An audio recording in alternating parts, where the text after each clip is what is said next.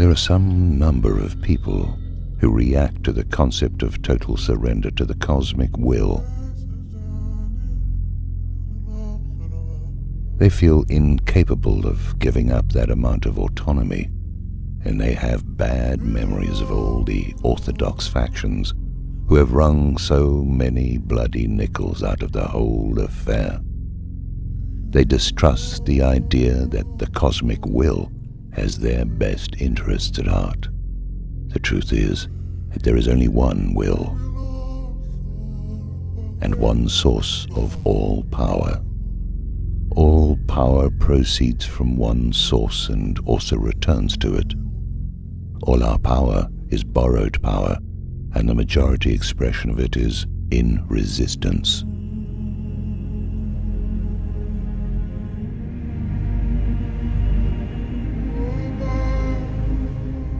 Bend, and you need not break.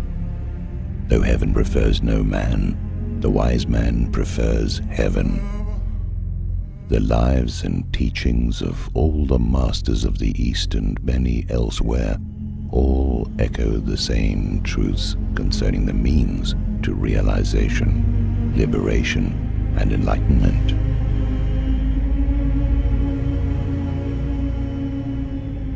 Another problem surfaces when people mistake partial enlightenment for full enlightenment.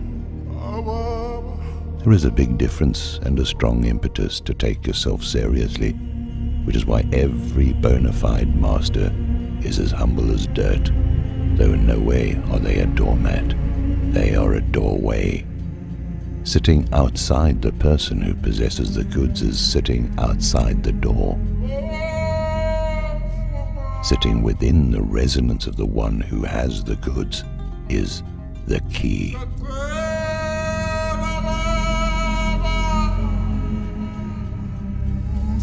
Each person must prove the truth and value of what they hear by the time-honored process of testing and experiencing what they encounter.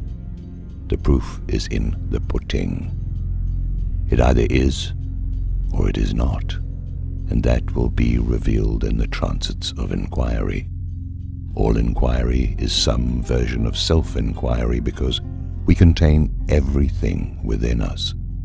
Once again, these are words, and once again, people nod their heads and say, "Yes, I believe this is so." And once again, they go back to doing what they were doing before they heard it the last time.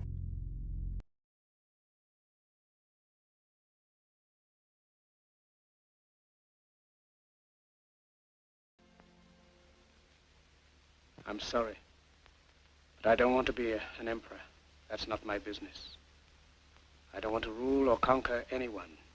I should like to help everyone if possible. Jew, Gentile, black man, white. We all want to help one another. Human beings are like that. We want to live by each other's happiness, not by each other's misery. We don't want to hate and despise one another. In this world there's room for everyone, and the good earth is rich and can provide for everyone. The way of life can be free and beautiful, but we have lost the way. Greed has poisoned men's souls, has barricaded the world with hate, has goose-stepped us into misery and bloodshed. We have developed speed, but we have shut ourselves in. Machinery that gives abundance has left us in want. Our knowledge has made us cynical, our cleverness hard and unkind. We think too much and feel too little. More than machinery, we need humanity. More than cleverness, we need kindness and gentleness. Without these qualities, life will be violent, and all will be lost. The aeroplane and the radio have brought us closer together.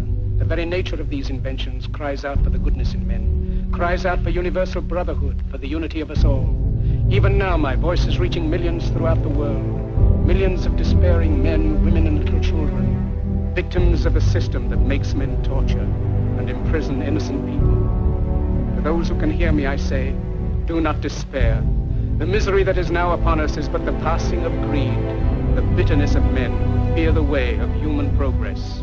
The hate of men will pass, and dictators die, and the power they took from the people will return to the people. And so long as men die, liberty will never perish. Soldiers, don't give yourselves to brutes. Men who despise you, enslave you, who regiment your lives, tell you what to do, what to think, and what to feel, who drill you, diet you, treat you like cattle, use you as cannon fodder. Don't give yourselves to these unnatural men with machine minds and machine hearts. You are not machines. You are not cattle. You are men. You have the love of humanity in your hearts. You don't hate. Only the unloved hate. The unloved and the unnatural. Soldiers, don't fight for slavery. Fight for liberty.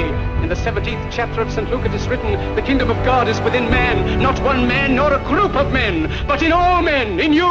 You, the people, have the power to create machines, the power to create happiness. You, the people, have the power to make this life free and beautiful, to make this life a wonderful adventure.